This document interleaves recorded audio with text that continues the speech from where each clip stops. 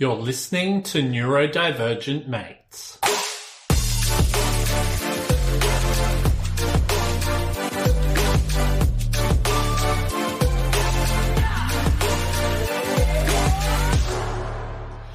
Hello and welcome to another episode of Neurodivergent Mates. My name's Will Wheeler, joined with my main man, Photon Jon. Kev, what's going on, brother?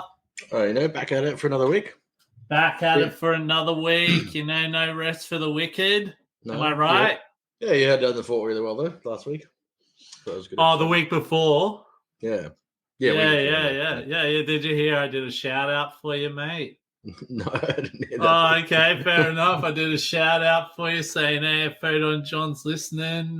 Hey, how's it going and all that. Yeah, you obviously didn't watch it. I was trying to listen in the queue to Queens of the Stone Age, so... Yeah. Cool. I hear you're looking for a new place to move to, mate.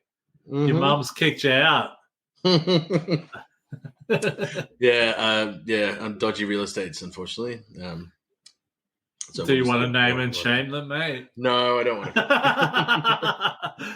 Yeah, that would go down well. We're in the paper for the wrong reasons. We need good references, so we'll shut our mouths for now.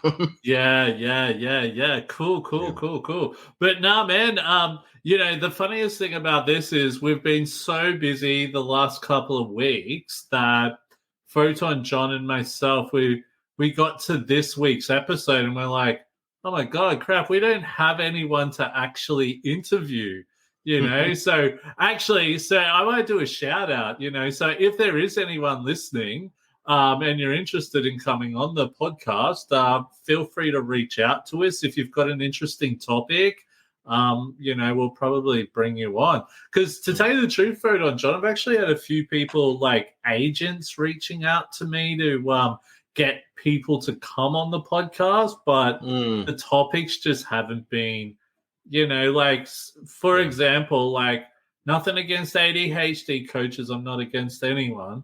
I'm for, all that stuff. But sometimes some ADHD coaches, I listen to their stuff and they just sound like everyone else. It doesn't really blow my mind or anything like that.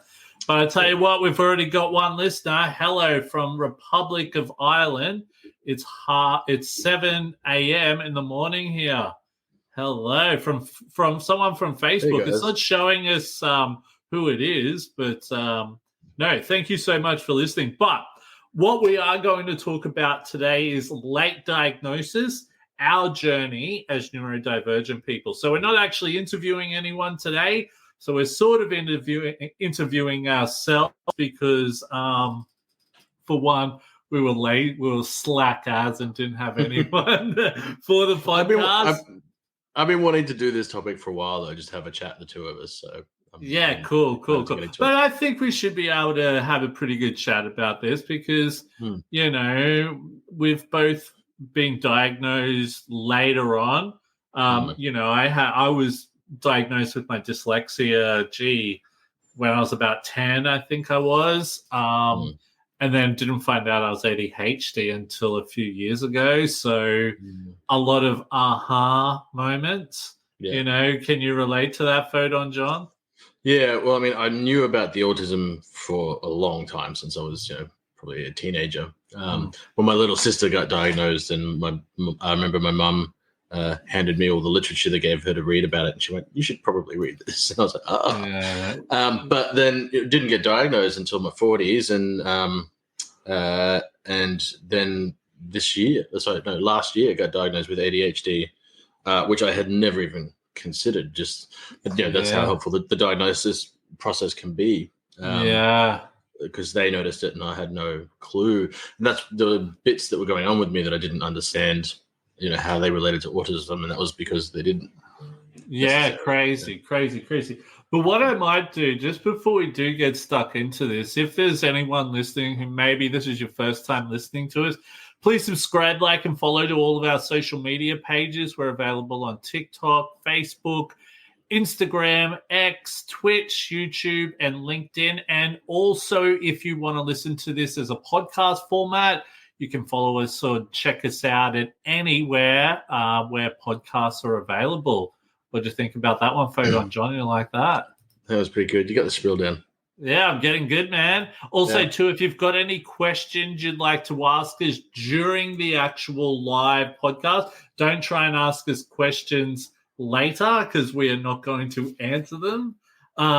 During this live one, we will definitely be able to answer it. Reason I say that, sometimes we'll do the podcast and then a few days later I'll see someone just nailing it with all these questions and we're never getting back because we're time. So yeah, a bit crazy. I don't think I really need to ask you to tell us a bit about yourself or tell me a bit about your work, hey, Photon Jon?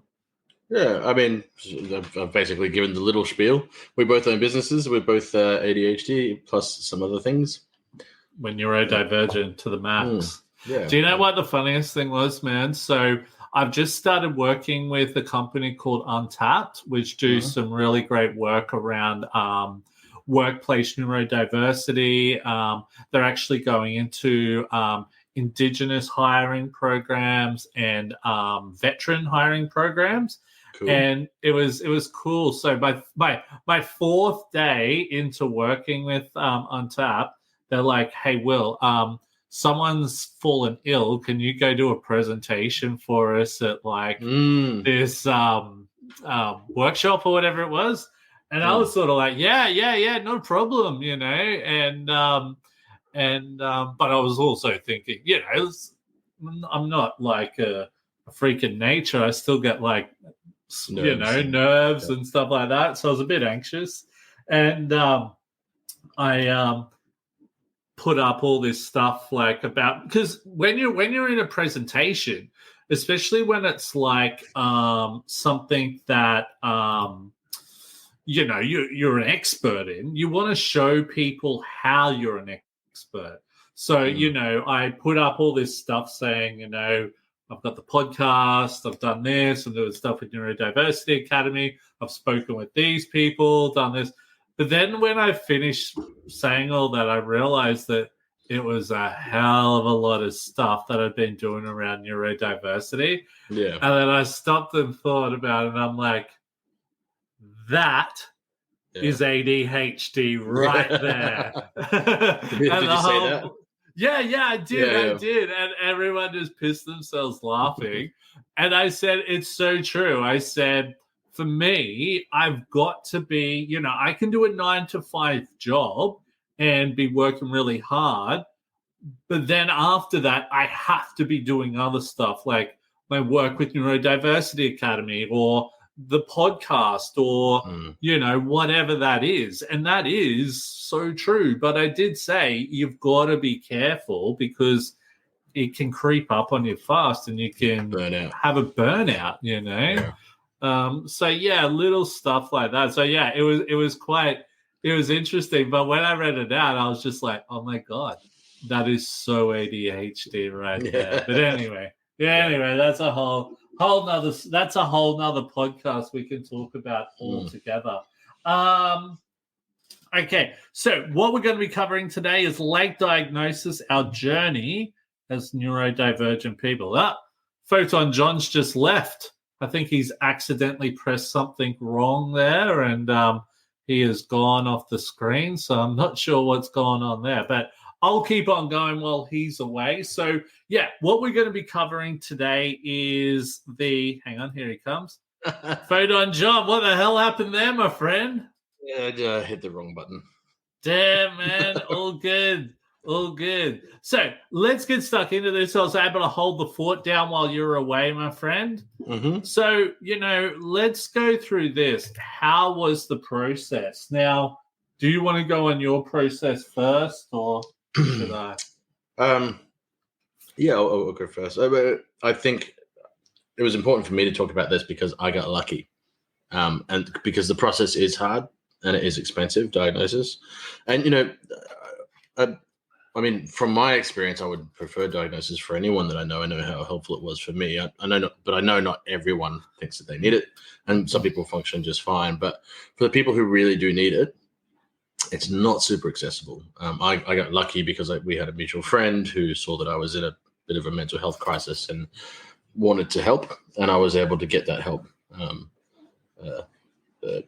When I'd been just butting my head up against the wall for years trying to get that diagnosis, and that was just one of the most helpful things that had ever happened to me. But I didn't, I'd approached multiple clinics, psychologist clinics and psychiatry clinics, and just trying to find someone who specialized in it. It was sort of, the pandemic made the mental health crisis much worse. So it was coming out of that I was looking. So everyone, why did it make it worse for you? And reason being, I found I struggled as well. But why did it make? Because the reason why I ask is, like, I remember you saying not long ago, you were like, me as an autistic person, I love the pandemic because I could be away from everyone and that. Yeah. But that lasted temporarily. After about 3 months, I was like, shit, even I like people sometimes. But I think a lot of it too was, a lot of us were forced to sit at home with our thoughts a lot more than usual, which can be a good thing. But for that length of time and without access to anyone to talk to about it in person, or not being able to see, those thoughts can become pretty evil pretty fast. Exactly. So I was just not in a good place, and I was realizing more and more about how badly it was. Well, I don't want to say badly, but how much it was affecting every aspect of my life, and how I really did need to do something about it. So then, coming out of that, I started trying to get help. But after the pandemic, psychologists and psychiatrists were back up for months, especially ones who specialized in diagnoses. So that was quite difficult. And then once I did get a few responses, they were telling me, $700, $800, whatever, just to get started on the initial diagnosis. That's not any ongoing help that I might need, which I knew that I did. So that was very frustrating and depressing. And I really feel for a lot of people out there who don't, who can't afford it, find the process difficult, and who don't manage to luck out like I did. I feel privileged and a tiny bit guilty, if I'm being honest, about being able to do that. But especially knowing how much diagnosis just absolutely transformed my entire life for the better. Yeah, crazy. Crazy. Yeah, well, the process was interesting for me as well. So for those of you who don't know, so I actually wrote a book in 2019, I think it was. And it was, so the book's called The Book of Dyslexic Motivation and Pitches. And, I wrote a lot about my life, my experience as a dyslexic person, going to school, growing up, all of that. And, for me, I was just being pretty honest with everything that had happened, how I was feeling in a lot of ways, all that. Now, I'm very lucky because I'm connected with a lot of like doctors and psychologists and psychiatrists in this field. So in the neurodiversity field, I should say. So, I'm connected with a lot of great people. So it was interesting. I gave a copy to a good friend of mine who specializes in this. And she read the book. She's a speed reader, by the way. She read it in a few hours. I was like, what the hell? That should take you days. Is this the person who diagnosed me? Yeah. And she comes back to me and she's like, hey, Will, I might, and I've been speaking to her a little bit more as well. And she goes, hey, have you ever thought that you could be like ADHD? And I'm like, you know what? Maybe. I've always thought there was something else there. Because especially once I got into the neurodiversity space to be doing a lot of public speaking and all that, a lot of my talks were around dyslexia. And when I started speaking to other people and listening to what other people would have to say, I would sort of see myself within what they were saying, or I'd be speaking to people. So, for example, they would say a lot of the time that ADHD, for example, has a buddy. So it might be ADHD and dyslexia, ADHD and autism, ADHD and Tourette's, or whatever that is, right? Yeah. And I was like, holy shit, that's probably could be me. So yeah, my friend did all the testing, and this is where I was very lucky once again myself that I had a connection who works in this field who was able to do it for me. We did all the interviews with my mother, all that type of stuff. And yeah, man, came back that I was, what do you call it? So I'm twice exceptional. I am also, twice exceptional. Yeah, I didn't know what that meant the first time you told me, so you might want to just explain it for anyone. Yeah, so they also call that 2E. So that's like, I've got to remember how to explain. Actually, I'm going to, so I don't get it wrong, I'm going to put it up. What does twice? It means very smart person, doesn't it? Yeah, so I've got an extremely high IQ. So it says, what are twice exceptional or 2E students? Twice exceptional or 2E students are kids or adults, because obviously kids, evolve into adults, who are gifted in certain areas like maths or music, but also have learning or development challenges like ADHD, dyslexia, or autism, and that can go on type of thing. Yeah. So, but do you know what? When I was first diagnosed with dyslexia back when I was 10, that was something we knew about back then as well. But the hardest thing, especially back then, was that, there was they didn't say, hey, you're 2E or you're twice exceptional. They just said I had an extremely high IQ for my age. But the thing is, the hardest thing for me was I would then, you go back to school and you're back in the same learning environment and you start to be doing crap. And you're thinking, what the hell, man? I'm supposed to be this smart-ass dude, but I can't do this here. And that's where you start to have disbelief and all of this type of stuff. So that's where it can be a real big problem. But sorry, I'm sort of going a bit off track here. I was just going to say, I at school, I would get, A pluses in anything where the teacher was able to come at me from the right angle. Yeah, totally. I would just absolutely top the class, and everything else I would just flunk. Yeah, totally. It came down to the teacher a lot of the time. If I had a really good teacher that would really understand me and could work in with me, we would see so much progression there. But yeah, sorry. When I got diagnosed, I was diagnosed hyperactive, and impulsive. All right. And twice exceptional came back up again and all that type of stuff as well. So that made a lot of, I suppose, sense.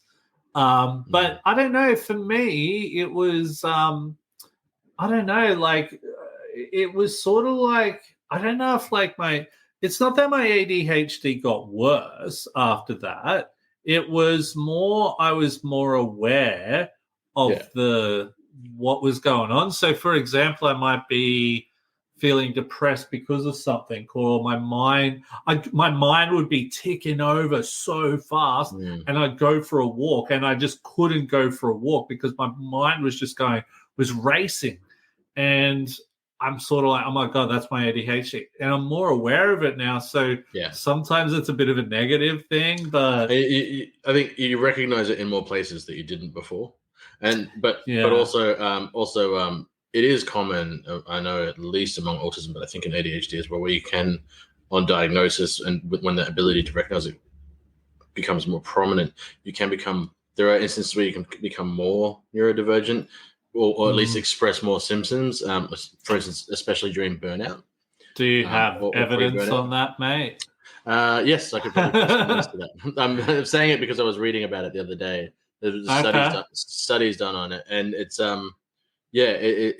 it's I don't know. It's sort of, as the brain gets a bit more stressed, you can express more symptoms, and it's interesting. Yeah, and phenomena. Yeah, but I think as well, since then I've been able to, what's the word, like maybe adapt my life more around that now. Like I can explain to my wife why I can't go to the shop at this time, or all of those little things, or we can't leave to go to the shop until this time because it needs to be quieter, little things like that, man. Like, crazy stuff like that. So how has it changed for the better? What do you reckon? I mean, it's like you were just saying, I understand myself better. I can explain myself better. I'm still figuring it out. I don't know if that will ever stop. But I'm also kinder to myself now. I grew up for decades thinking, what the hell is wrong with me? What people keep telling me what the correct way to be is. Why can't I be the correct way?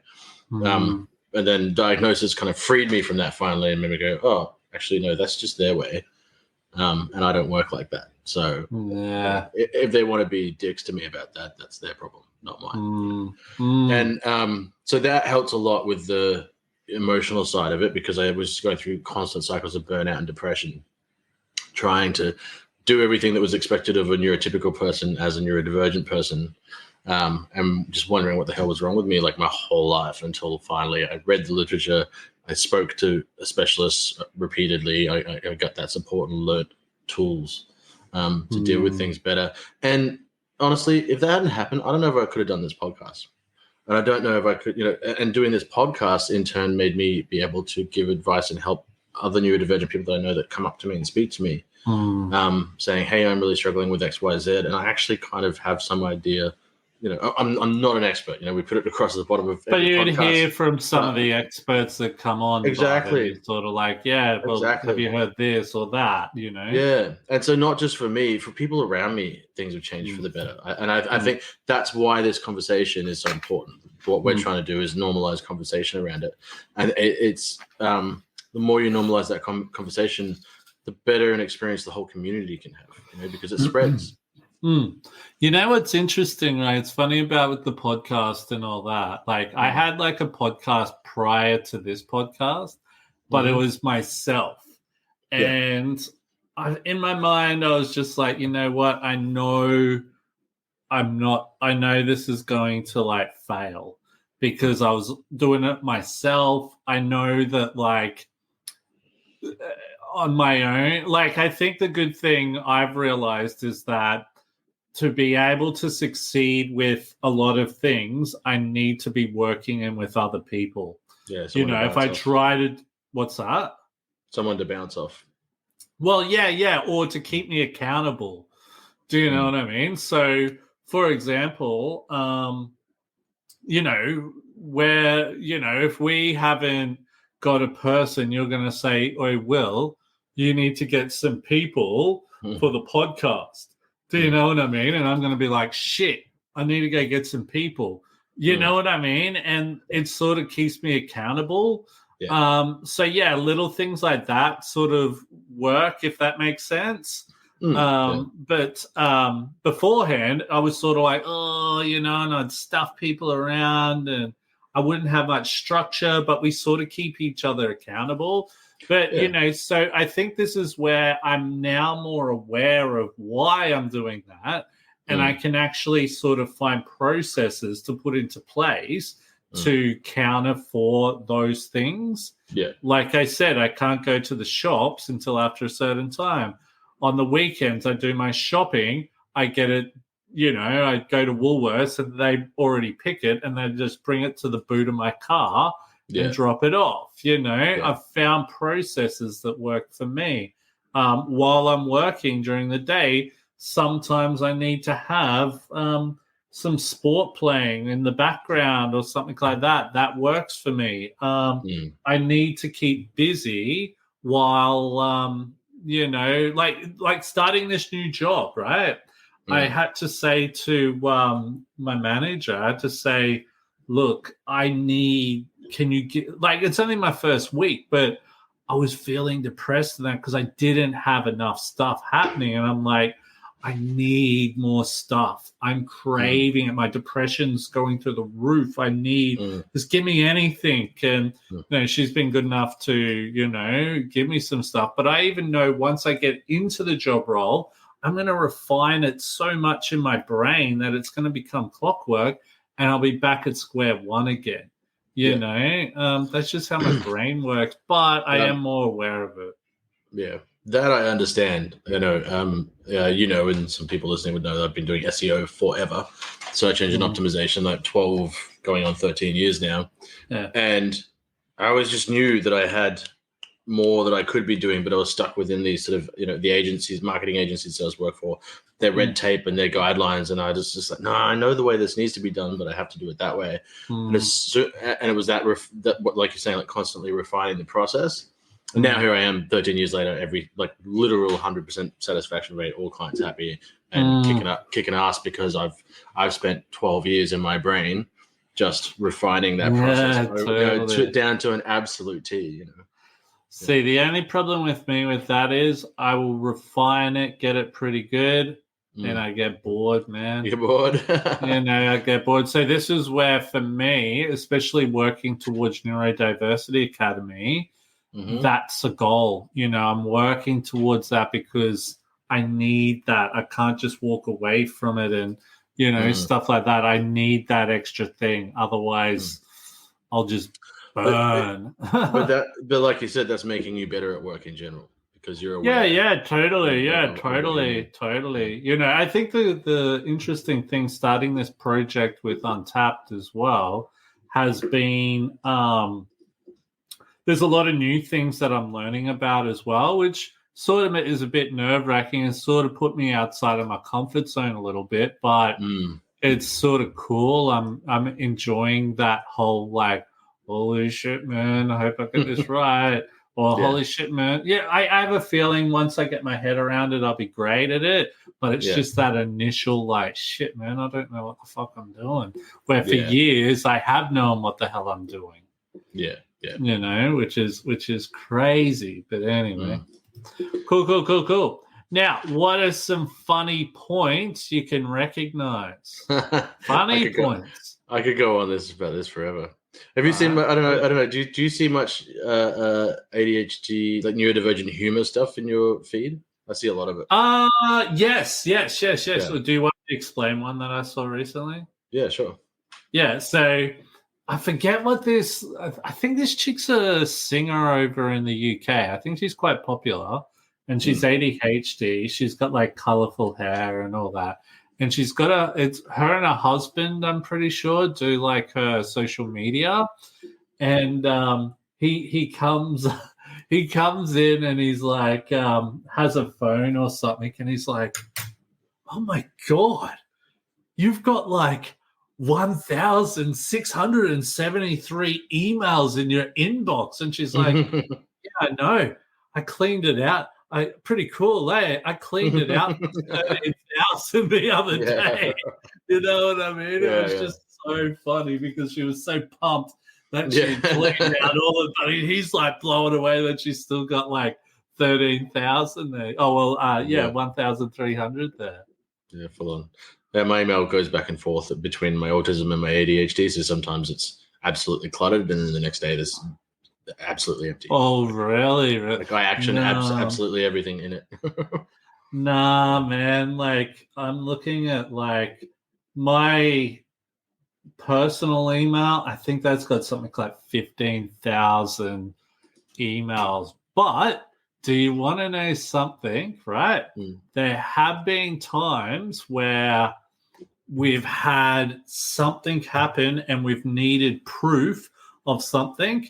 I've been able to go back to those emails, type it in and go, here you go. Here's this email from, the 3rd of July, 2010 or something like that. It's... I don't delete anything except spam. I archive everything so I can always go back. Yeah. I try to archive as much as possible. Yeah. But I did write some stuff down for this because I thought it was hilarious. I did thought the other day because my mum's ADHD as well. Yeah. We were having a good laugh over I call them thought blips, where a thought comes into and leaves your brain so fast, like at light speed, and your reaction time works at light speed too. So you get up and start work like reacting to the thought and doing stuff, but your memory doesn't work at light speed. So you're like, you find yourself in another room, just sort of looking around, going, "Why the hell am I here?" And then you kind of want to laugh or cry because you're like, "This is the rest of my life." It's like, what the hell did I come in here for? Yeah. You know what? I was actually having this conversation with someone at this workshop on the week during the week, right? And they said, we were talking about brain fog or just forgetting things like that. And a few people were a little bit older, not heaps older than me, but they're like, I was really afraid that I was, this was before they got diagnosed. And at first they were worried because they thought maybe it was early signs of dementia and stuff. I got tested for that in 2016. Oh, serious? Because I was getting so worried. And when I explained it to my doctor, I guess they mustn't know much about ADHD, but they were like, let's do some tests on that. And came back nothing. And I'm like, okay, so I'm just a dumbass, but crazy. And then also sorry, you go. Well, it just happens to me a lot with my phone. I'll be like, oh, I might check this out. Then I'll be like, what the hell am I thinking about? And sometimes my wife will be like, what are you doing?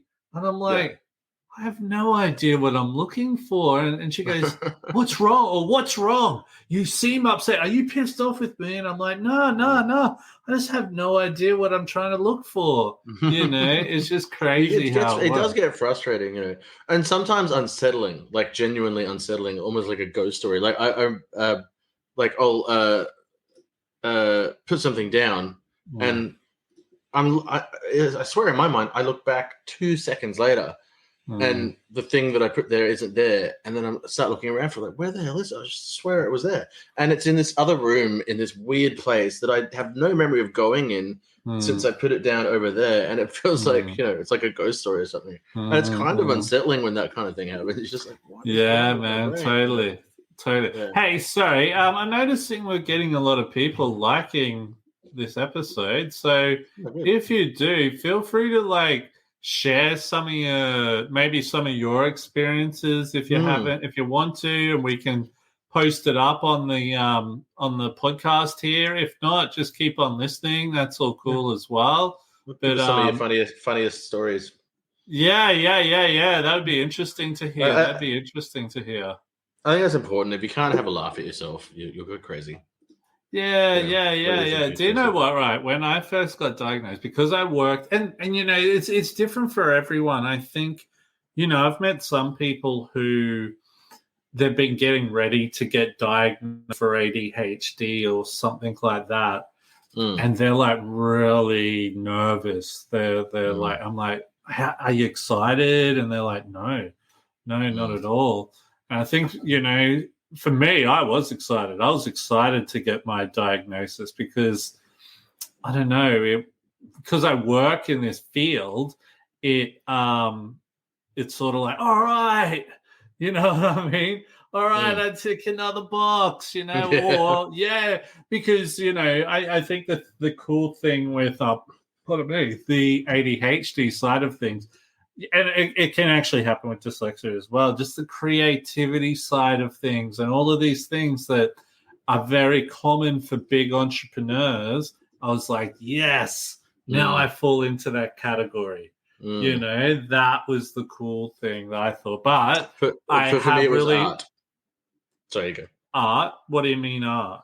Well, I did, unfortunately didn't inherit the high intellect exactly like autistic ADHD people have, but I just have this ability with art, whether it's music or anything like that. I can just hear things and see things that other people can't, and fortunately it makes me a rather in-demand, musician, which is great.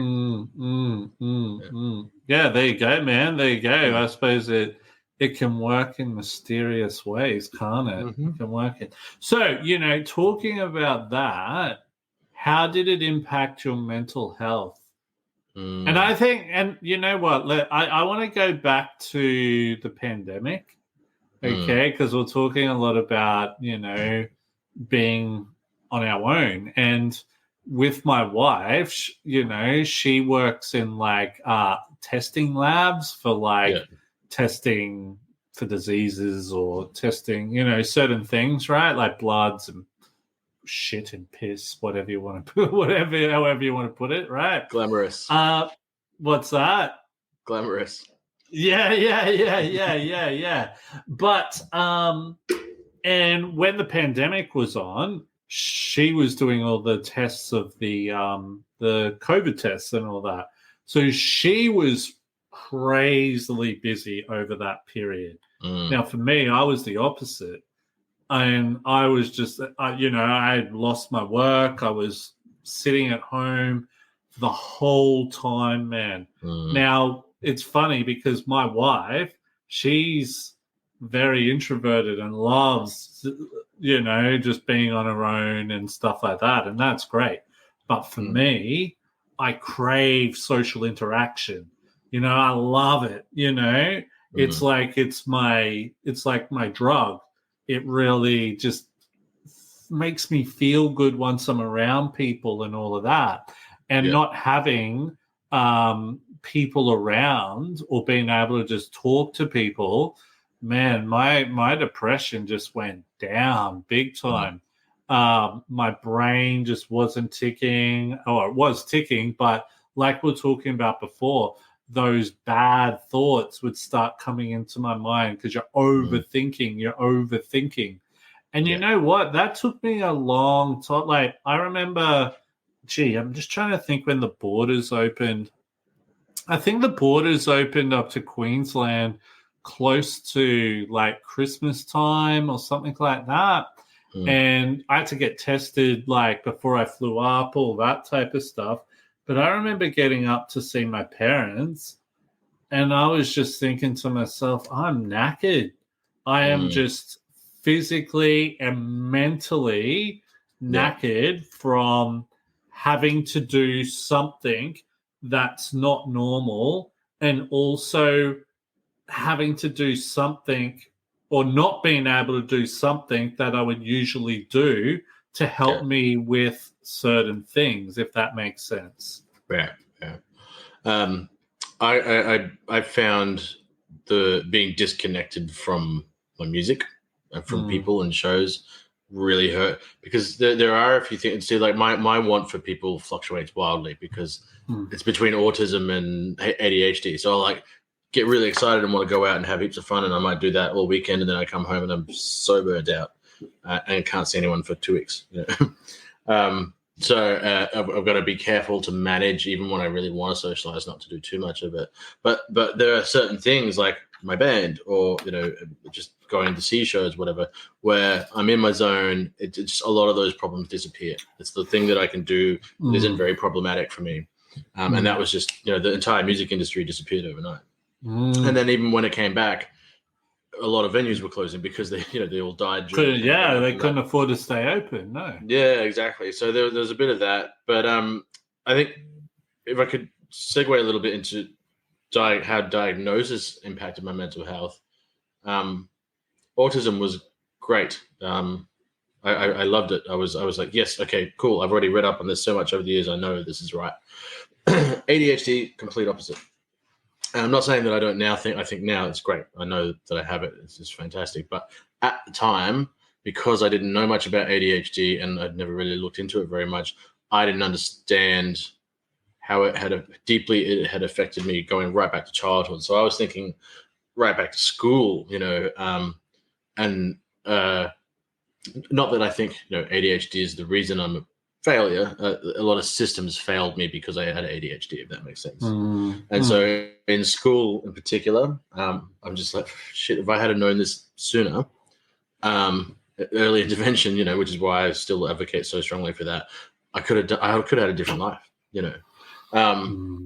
and but in saying that, right, like, I say that, but I think what it has helped me to do, because of a late diagnosis, I've been able to create a lot of what's that word? Coping mechanisms that have helped me and still help me now in entrepreneurship, in business, in social interaction, however, organization. Like I used to be crap at organizing things, but now I'm pretty good with all of that type of stuff. Yeah. And don't get me wrong, I'm not saying I wish I had a different life. I don't feel that way. But just looking back and seeing how different things could have been, and, a lot of failure in relationships and school and work in particular. I mean, man, just job hopping and not being able to handle work because of autism and ADHD, and when I was in my 20s, resorting very heavily to alcohol. When I was younger than that, as most people would know, drugs as well. A lot of problems trying to self-medicate for what I thought was something wrong with me because I couldn't function in everyone else's world. I was just getting really depressed about it all the time. So it was depressing at first, but I would say to anyone out there who's been recently diagnosed, who's feeling that way, work through that. Think about it. Don't ignore how that makes you feel about your past, but the future is so much better once you have that. I think a good thing that's really helped me is, and I'm very lucky, is I'm connected with a lot of other people who could be ADHD or neurodivergent in some type of way. Yeah. And being able to have those, I don't know what you would call it, not like a sounding board, but like just people to hang around with who understand it and get it, if that makes sense. It does. I'm just trying to think, look, don't get me wrong, not all of my friends are neurodivergent, but there's a lot of people I do know who I can sit down and have a lot of chats with, and we just click. But it's funny because we're neurodivergent, sometimes trying to catch up and do all that sort of doesn't work. We procrastinate and don't reach out to one another. Did you find before you started to really learn about this? Actually, there's a question I'd be keen to ask you in a little bit, but I have people around me now that I've always had around me that we didn't know anything about neurodivergence, or that each other was neurodivergent. But now, once that we've found out, we're closer than ever, and I do have these people around me for that subject to talk about. Did you find that? Yeah, it's a bit different for me because I grew up in Brisbane, but now I'm living in Sydney. So a lot of the people who I grew up with, I'm not really hanging around that much, or true. I don't see very rarely. Maybe I might. Don't get me wrong. There's actually been a few people who I've connected with. When was it? Just via social media and all of that type of stuff, who I used to hang out with at school or hang around or whatever, and they've been like, man, I think I'm this as well, but it's really interesting. Well, it's sort of interesting. It's been interesting talking to them because, for me, especially in school, I didn't really have much confidence at all because I was failing. I was told that, you're never going to achieve good things. So when you're getting told all of this negative stuff, your confidence really lowers. Man, since I've been connecting with people from since I've gotten older who I used to go to school with and all of that type of stuff, they're like, and I tell them that about my confidence and all that. They're like, man, I didn't think that about you at all. I just thought you were the cool, popular kid. I'm thinking, the cool, popular kid? What? I never thought I was the cool, popular kid. I must have been the cool, popular kid part. But the thing is, for me, I just didn't see that side because I had my head in the sand probably, because what else am I supposed to do when you're constantly told you're never going to achieve certain things? Absolutely. But crazy stuff. Cool. Now, how did it impact your sense of self? What do you mean by that, mate? Identity.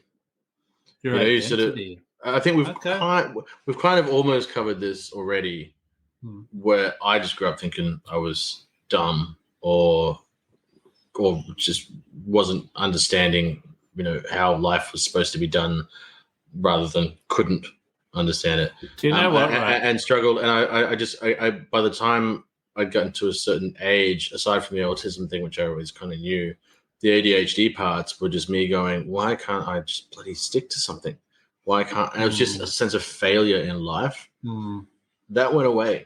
Not entirely. It's not like I don't think now I can identify where I genuinely do need to try harder in things. But there was a lot of it where I just, like I said earlier, I learned to be kind to myself about certain things. But it's not that you're less than as a person. It's that you have some struggles and you can learn how to deal with these as best you can and accept what you have to. Yeah, no, it's interesting. For me, I didn't think I was dumb. I didn't think I was dumb. I was confused because, like I said, when I got tested for dyslexia, I was told that I was pretty switched on. So, I was, I knew I wasn't dumb, but trying to get to where I needed to get to was difficult. Do you know what I mean? Because say if I was to go in, and this is a big reason why I'm really trying to really focus on the pathways of neurodivergent people from, high school going into their career or going into higher education or whatever that looks like, because it can be very difficult to know what the right pathway is to take, because there's so many pathways. And a lot of the time, people will just want to take your money, and, they want to take your money and give you all this advice where sometimes that advice just isn't right. So, that's why I'm really big on trying to help people to really find that pathway. But I think for me, no, I didn't think I was dumb at all. It was more that I was like, because I remember getting into the workplace and all this type of stuff, and I really started to develop. Once I started to get it, I was really starting to develop very quick, and I was like, okay, yeah, cool, and I could see all this great stuff coming out, and I'm like, man, I'm no dickhead, so that's where I started to go, well, I'm actually good. But what did sort of get to me was, I would be around people who maybe had qualifications, who had maybe gone to university and stuff like that. And I'm not trying to blow smoke up my ass or whatever like this, but this is the example, right? I just felt like I was a hell of a lot smarter than a lot of these people who I was taking, not advice, but who was managing me or something like that. So that was really difficult, because I'm thinking, mate, the way you think like an idiot. Like, why? Do you know what I mean? Things like that. And for me personally now, this is why I'm putting 150%, maybe even more, 200%, 2,000% into really getting Neurodiversity Academy happening, because, I just feel I need to be build something, can really be able to work to what I know I can do, I'm getting there. It just takes time. And that's the hard part, and that's what can make your mental health bad as well, because these things take time. And sometimes when you're ADHD, you want it to be faster. Yeah. So you didn't really have like what I had, which is like, I had a lot of who am I moments. And then the diagnosis kind of firmed that up for me. I'm just trying to think. Don't get me wrong. There was some very big times there where it's like, I'm never going to achieve this, or I'm never going to achieve that. I still think that now. And it's like, you just got to keep pushing. That's what I've learned. There probably could have been times where I could have gone, stuff this, but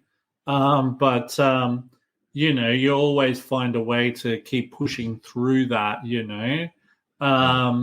but I've learned, I've really adapted to a lot of things. But the biggest thing I think I've learned is that you cannot achieve anything on your own. You need the help of others, you know. So not pushing people away, being open to other people, and really, you know, not being so, not that I'm not proud, but when you're struggling with something, being open about what it is you need help with. And I'm not talking about like mental health type of stuff. I'm talking about, hey, I might not be good at creating something to take my business to that next level.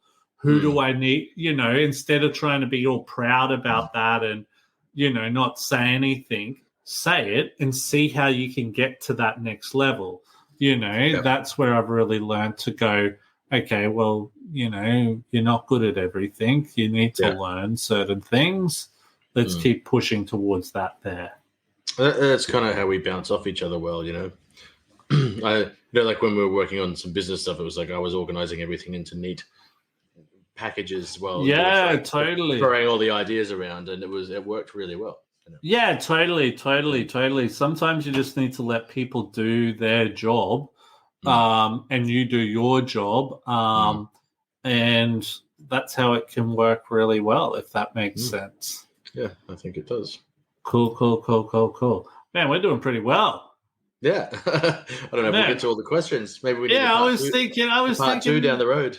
Man, will we have enough questions? Now, how we're seeing that this is a common trend and why. So I think we were talking about like people getting diagnosed later, you know.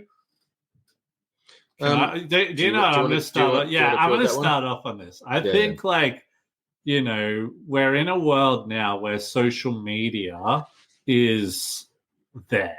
You know, people are sharing certain things. People are hearing certain things. You can Google certain things. And, you know, we're hearing a lot more because of that. Yeah. That's my sort of theory. That's not evidence-based or anything, but I just feel because we're able to communicate a lot more, people are identifying this a lot more now, if that makes sense. And maybe going, you know what, I think that might be me. Because you know what was funny, right? I actually was speaking to a friend of mine, I think it was a year ago or so, and she was talking about some stuff and what was she was talking about how she's struggling with anxiety, and this person is like really like in your face, like, hey man, what's going on? Rah, rah, rah, rah. Really hyperactive, right? And I said, hey, don't take this the wrong way or nothing, but you could be ADHD, right? And I gave her like this, so you can go online and you can do like, they're not tests, like you don't get diagnosed for it, but it can give you like a thing to say, there's a high possibility you might be this. I would recommend go get tested for this, right? It's not the MySpace days where you don't trust any of those tests. Yeah. So she did it. She got tested. Yes, she's ADHD, hyperactive, and inattentive, and I think she said something else as well.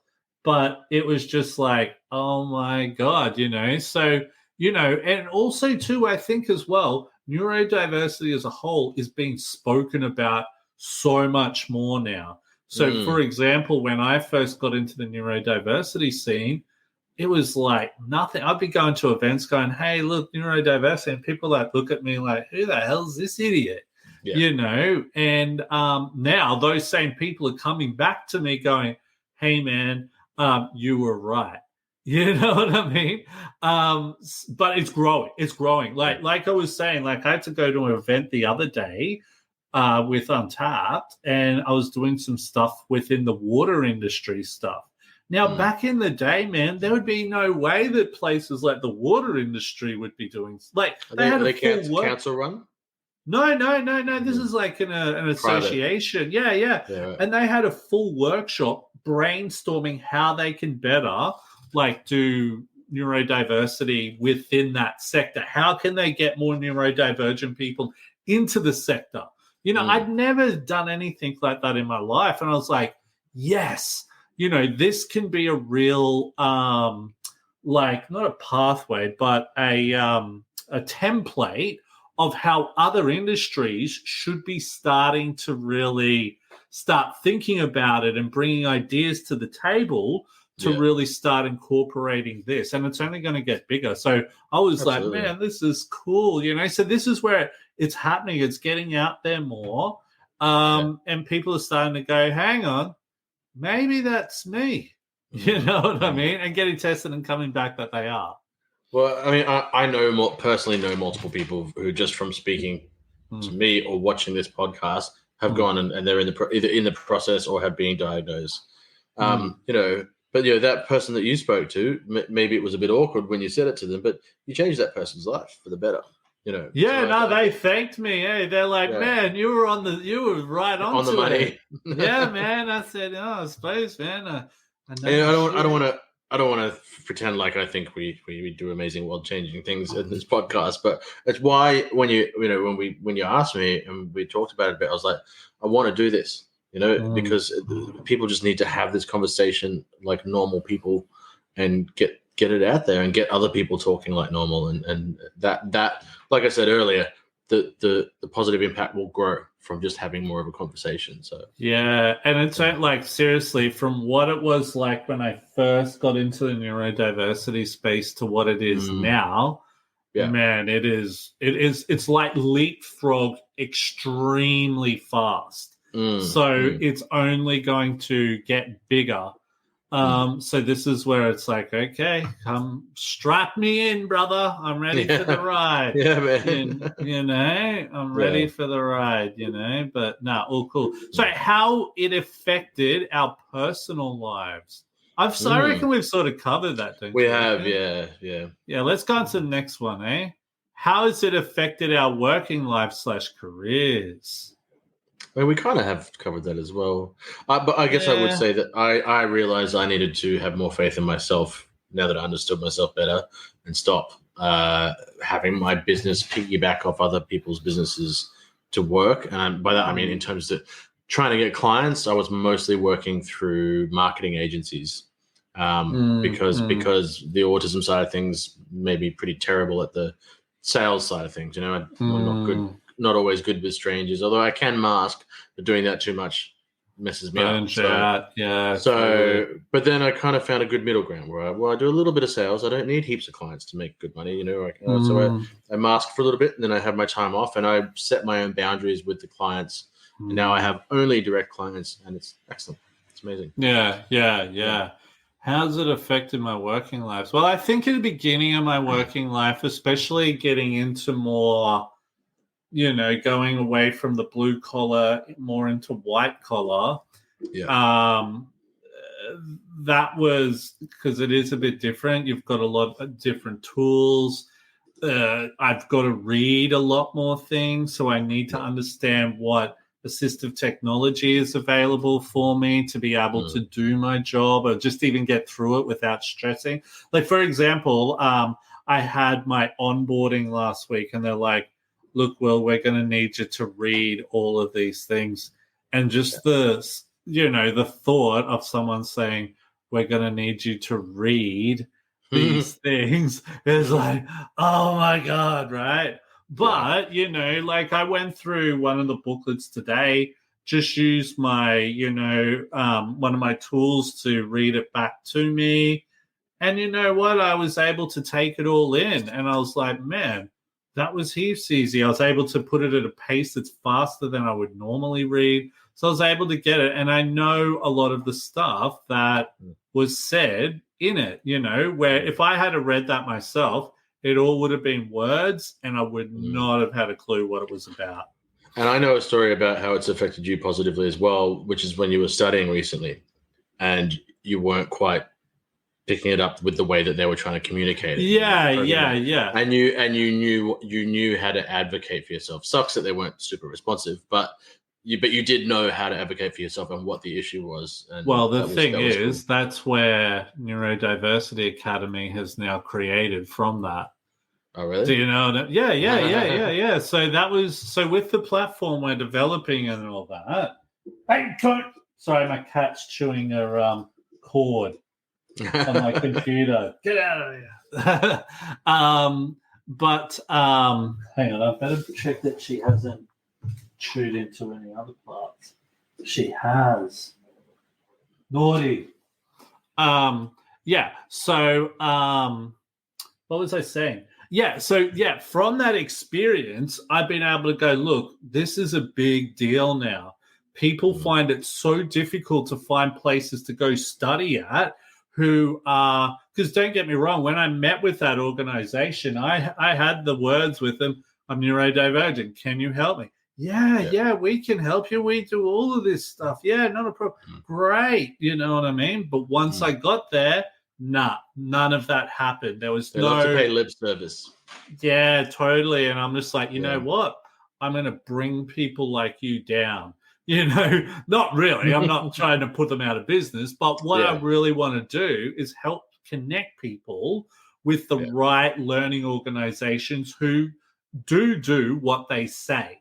Not just say it and not do, if that makes sense. Absolutely, yeah. You know, so that's where, you know, some positive things have sort of come from this stuff. And look, to finish off, how do we feel about the journey we're now on post-diagnosis? Amazing. I mean, I feel pretty good too. Yeah. Let's finish it there, eh? I know in a lot of, you know, I think there are steps post-diagnosis. And as I was saying earlier, for me, depression was one of them. And I know I'm not the only one, because you sort of retrospectively look back on your whole life and go, man, all of this could have been different if this had been picked up young. You know, I think, and because we're specifically talking about late diagnosis, you know, and a lot of people, you know, we didn't sort of answer that earlier one about why do we think it's a trend, in the sense of like, why now? And I think until recently, the diagnostic tools really only aimed at children. And we slip, you know, so the ones who slip through the crack, and even those diagnostic tools, as I've said before on podcasts, they tried to diagnose me when I was younger, and I quote failed the autism test because it was just too simple, and I was answering it in a way I was masking when I was answering it. You know? And then it wasn't until years later where they went, actually, you're very autistic. So I think. Yeah. So anyway, a bit of that depression because it comes in when you get late diagnosis sometimes, or the tendency for it, because you look back on your life and go, oh man, okay. But then there's also that elation where you're like, oh, I know, you know. And then I think you just got to be kind to yourself, get through that initial period where you may get a little upset about the ways in which the system failed you your whole life. But understand that now you have the tools to understand yourself better, manage yourself better, and just thrive more, you know. Yeah, so I think, I definitely have the tools, but I'm lucky because I know what tools. Not everyone knows what tools are available. Yeah. Also, too, I've got, I know my triggers. You know, I know what, what's the word I'm looking for? I know what can, you know, I know not to go to the shops when it's busy. I know to do my grocery shopping and get it delivered to my car boot. You know, I know to maybe order things online or whatever like that. I know that I need to go and exercise or whatever. I know I need to meditate and stuff when I'm feeling certain things. So, you know, that definitely helps me. So I think that's where post-diagnosis, and that's where I'm sort of like, I'm feeling this because of this. I need to go do this, you know, and that's where it helps, if that makes sense. And I think, everything you're just saying sort of speaks to the point of, don't just go to diagnosis and leave it. And I understand that diagnosis itself is expensive, let alone ongoing care. But if you're in a position to get either or both, it wasn't until the follow-up sessions for a long time after the diagnosis that I really sort of started to get a handle on how my brain works and what I can do to help it work better, you know. Yeah. Sorry, I'm just trying to think where I can put my laptop so my cat doesn't eat the cord, because, like, man, she's like chewed through her fountain, and like it's sort of like when it's a cat, It's not like it's a kid and you can go, hey, I'm going to take your pocket money. You get no pocket money until it's paid off. No, I'm still going to pay for that. So, man, I got to sort So screw you, I'm a cat. This is what I do. Yeah, totally, man. Totally. We still have to go empty a cat litter and all that type of stuff. But anyway, that's the life of a cat, man. Yeah. Life of a cat. Awesome, my man. Awesome podcast. How'd you feel, my man? That was great. Yeah, I had good fun. Yeah, good chat. We went for quite a while there. So, look, if anyone's listening and haven't already done so, please subscribe, like, and follow to all of our social media platforms.